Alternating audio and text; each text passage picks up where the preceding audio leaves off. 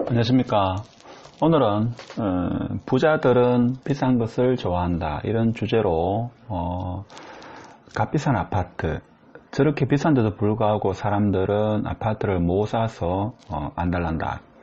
그래서 정부가 아파트의 가파른 상승을 막기 위해서 여러 규제를 하는데도 불구하고 아파트를 구입한다 이거죠. 왜 저렇게 하는가, 여러분 한 번쯤은 생각해 봤습니까? 물론 아파트가 더 오를 것이다라는 기대감에 의해서 사기는 합니다만은, 저도 그렇고 대부분의 서민들은 이런 표현을 쓰죠. 좀 속된 표현을 쓰겠습니다. 아파트 값은 미쳤다.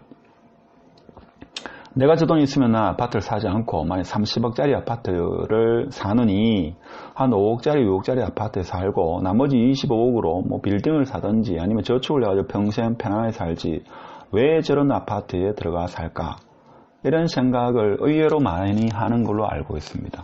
사실 저도 예전에는 그랬고, 자 그러면 30평 아파트가, 국민주택이라는 32평 아파트가 32억, 평당 1억 한다 이거죠.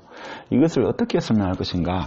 자 오늘은 경제 스캅 소스타인 베블리의 그 사람의 연구 내용에 비춰가지고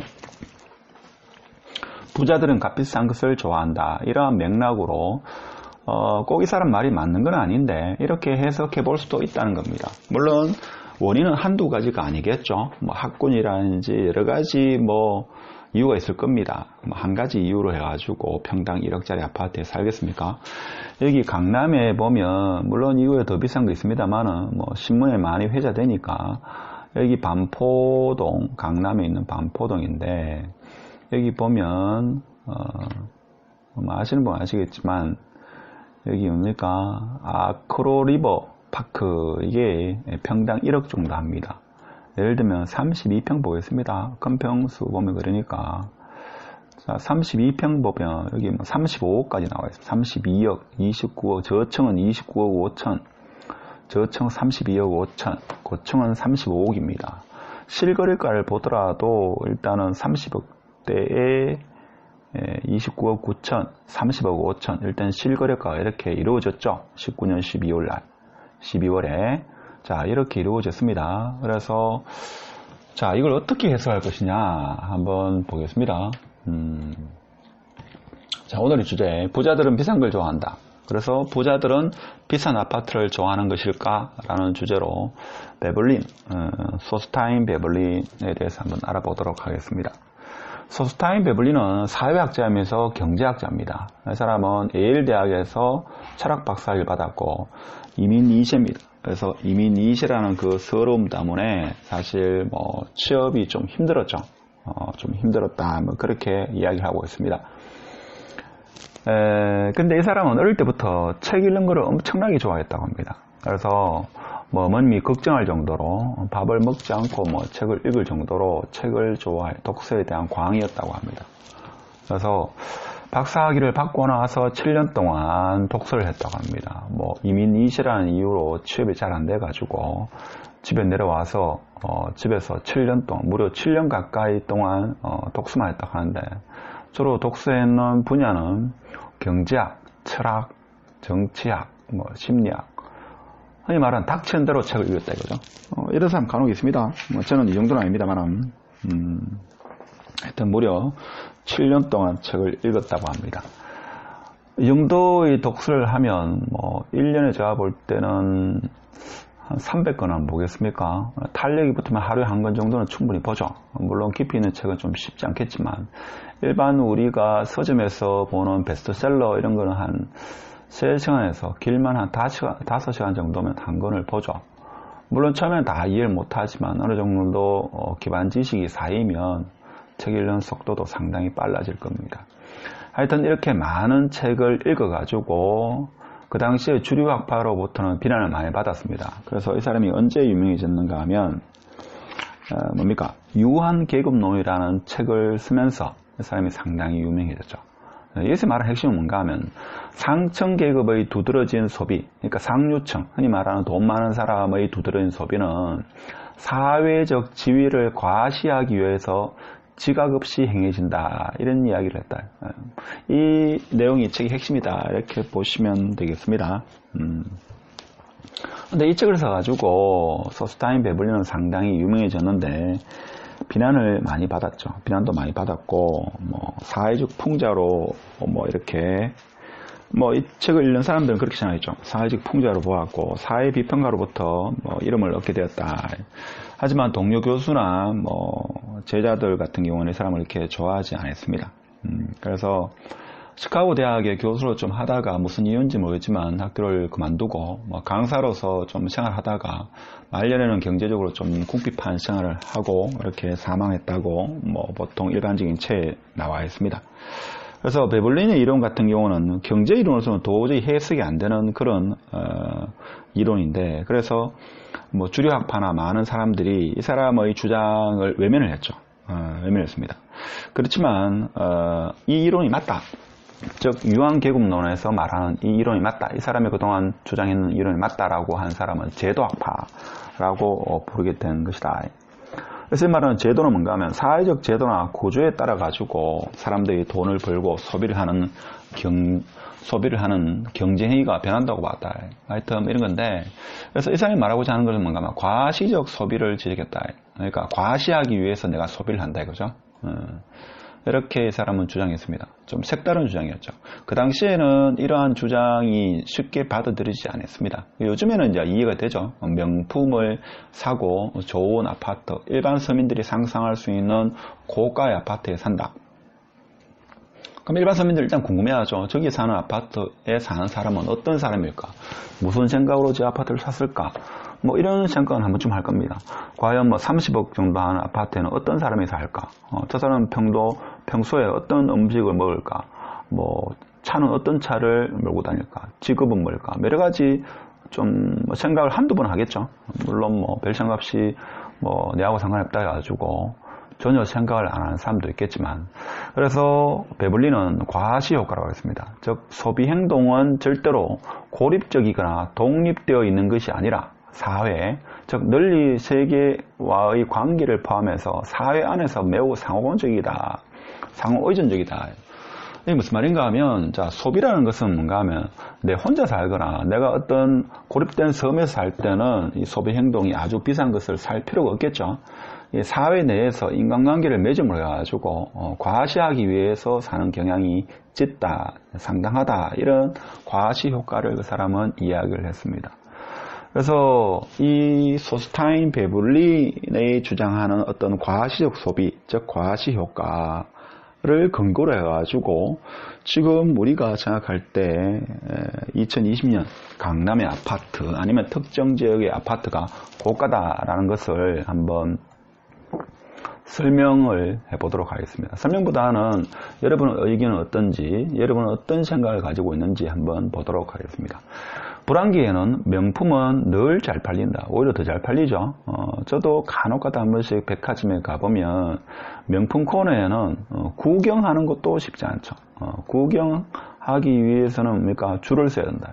이게 어떻게 보면 마케팅이죠. 일부러 의도적으로 줄을 세운다 이거든요. 그래서 뭔가 싶어가지고 사람들이 더 가보죠. 더 가봅니다. 그래서 우리가 많이 알고 있는 시계 한번 보겠습니다. 이게 흔히 말하는 롤렉스 시계인데 저도 뭐 롤렉스 시계는 없습니다만은 뭐 시계를 차고 다니지도 않는데 이 롤렉스 시계가 보통 1,000만원에서 뭐 비싼 거는 뭐 5천만원 1억짜리도 있다 하더라고요. 보통 뭐 4천만원 5천만원 이렇다 하더라고요. 그래서 이게 팔린다 이거죠. 미리 주문하지 않으면 살 수가 없다고 합니다. 자, 이렇게 봐서는 물론 뭐 제 지인은 그렇게 이야기하더라고요. 저는 몰랐는데 이 롤렉스 같은 경우는 구매를 해놓으면 나중에 팔 때 그 가격 이상으로 팔리는 경우가 있다고 하더라고요. 경우가 있는지 늘 그런지 몰라도 그만큼 투자 가치가 있다 이렇게 또 이야기를 하는 사람도 있습니다. 저는 이런 명품 시계를 사본 적도 없고 그렇기 때문에 별로 관심이 없어가지고 뭐 이런 데서는 관심이 없었는데 의외로 이렇게 생각하는 사람이 많더라고요. 물론 뭐 투자의 성격으로 미술품을 사는 거는 제가 뭐 그것은 온리, 그러니까 어떤 유니크한 그런 고유한 특성이 있기 때문에 이해가 됩니다만 물론 롤렉스 이런 시계도 고유한 게 뭔가 있다고 합니다. 그래서 이런 거는 제가 볼 때는 베블린 효과 즉 부자들은 비싼 걸 좋아한다. 그게 설명이 되죠? 설명이 됩니다. 제가 볼 때도. 자, 그러면 강남 아파트 한번 보겠습니다. 최초의 사진으로 봤던, 자, 평당 1억짜리 아파트. 자, 이 아파트입니다. 아크로 리버파크입니까? 이름도 잘 모르겠는데. 이게 아크로 리버파크. 지금 32억 정도 하죠. 35억, 중층은 35억이 나왔습니다. 자, 이 아파트. 여러분이면 사겠습니까? 돈이 있다고, 여러분이 만약 한 50억 있다. 이걸 사겠습니까? 제가 볼 때는 쉽게 잘 사지를 못할 겁니다. 어떤 일이 있었는가 하면 지금 2020년인데 지금부터 한 3년 전? 정확한 연도는 기억 안 납니다만 2017년도 아니면 18년도일 겁니다. 그때쯤 이제 서울에 친한 친구가 있는데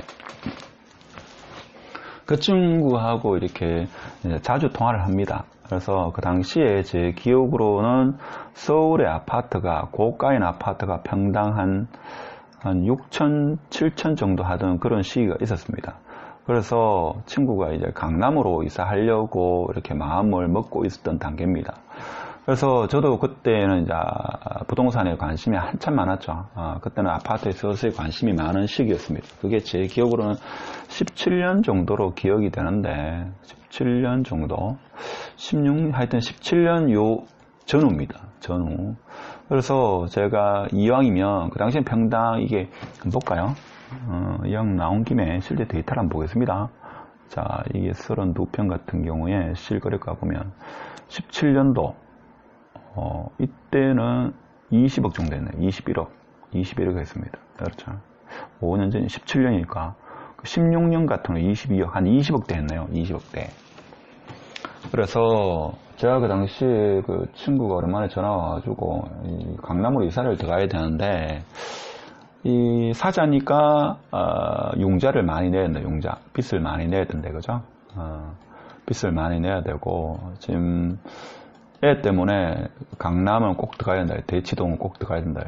그래서 지금 있는 집을 팔고 매도를 하고 강남으로 들어가야 된다. 근데 지금 있는 집을 팔고 강남으로 들어간다 하더라도 융자를 내야 된다고 합니다. 융자를 얼마 내면 되는데 하니까 그때 제 기억으로는 뭐 정확한 기억은 안 납니다만 한 7억에서 8억 정도 혹은 그 이상을 내야 되는 한 10억 가까이 융자를 내야 됩니다. 제 기억으로는 그랬는 것 같습니다. 정확하지는 않습니다. 그래서 이 친구가 그냥 지나가는 말로 이렇게 이야기하면서 한 번쯤은 골똘히 생각했겠죠. 그 친구는 말이 많은 성격이 아닌데 한 10억 정도 융자를 내야 한다. 그래서 저는 과감하게 10억 융자 내가지고 들어가라 이렇게 이야기했습니다.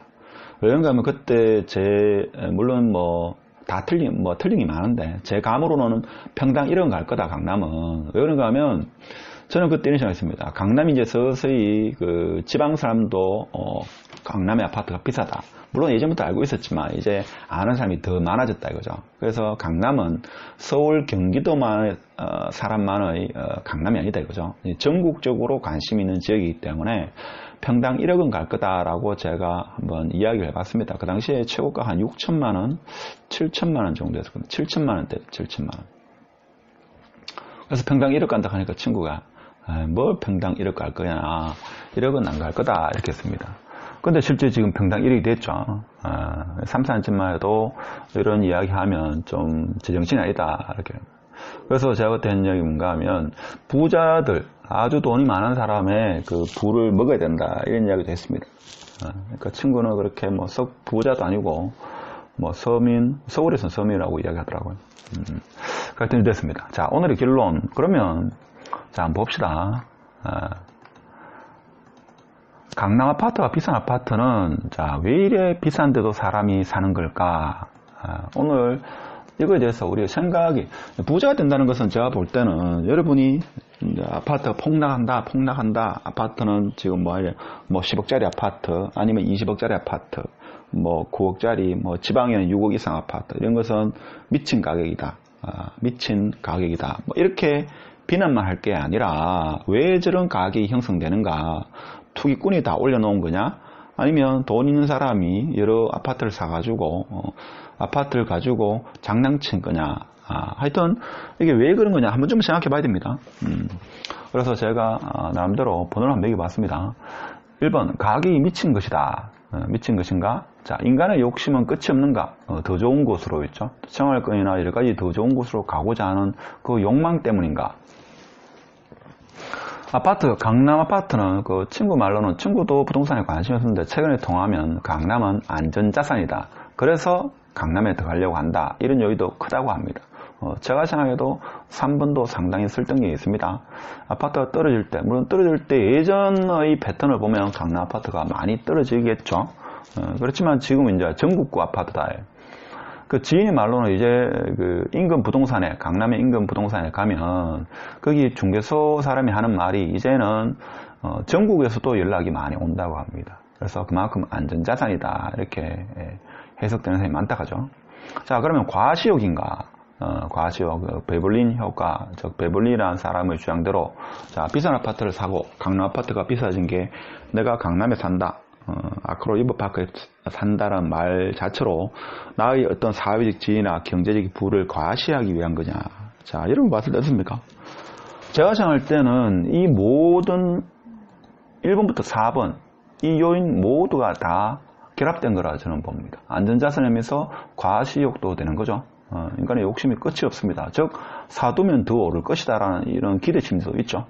그 다음에 어떻게 보면 가격이 미쳤다고도 볼 수 있습니다. 그래서 저도 항상 그렇게 생각합니다만 제 생각이 항상 옳다고 생각하지는 않습니다. 물론 틀린 부분이 있다고 늘 생각을 하고 항상 배운다는 자세로 이렇게 다른 사람의 의견에 귀를 기울이기도 합니다. 여러분도 제가 볼 때는 특정 아파트 가격이 비싸다고 해가지고 그 가격이 미쳤다. 뭔가 잘못됐다. 세상이 잘못 돌아가고 있다. 이렇게만 너무 극단적으로 비판만 하지 마시고 왜 저런 가격이 형성되었는가? 자본주의는 과연 어떤 걸까? 저기에 사는 사람은 어떤 생각으로 제 아파트를 샀을까? 물론 현실적으로 좀 내하고 거리가 멉니다만 내가 만약에 돈이 저걸 살 돈이 있다고 하더라도 저 아파트를 살 수 있을까? 이런 생각을 한 번쯤은 해볼 필요성은 있습니다. 그래야지만 사고도 유연해지고 사고의 확장도 이루어지지 않겠나 이런 생각을 해봅니다. 자, 오늘은 특별한 답은 없습니다만은 자, 소스타인 베블린을 통해 가지고 지금 우리나라 강남의 아파트가 비쌌는데 지금 상당히 고가인데 자, 저런 아파트를 왜 사는지에 대해서 한 번쯤은 자, 이런 생각도 해볼 수 있다라는 그런 결론 없는 어떤 이야기. 그렇지만 누구나 한 번쯤은 궁금해하는 자, 왜 사는가에 대해서 한 번쯤은 생각해 봤습니다. 그래서 베블린처럼 어떤 과시욕, 베블린 효과라고 하죠. 그런 목적으로 사는 사람도 적지 않을 것이다. 그런 사람도 있을 것이다. 자, 이런 생각을 해보고 자, 오늘 영상 이거로 마치도록 하겠습니다. 예, 감사합니다.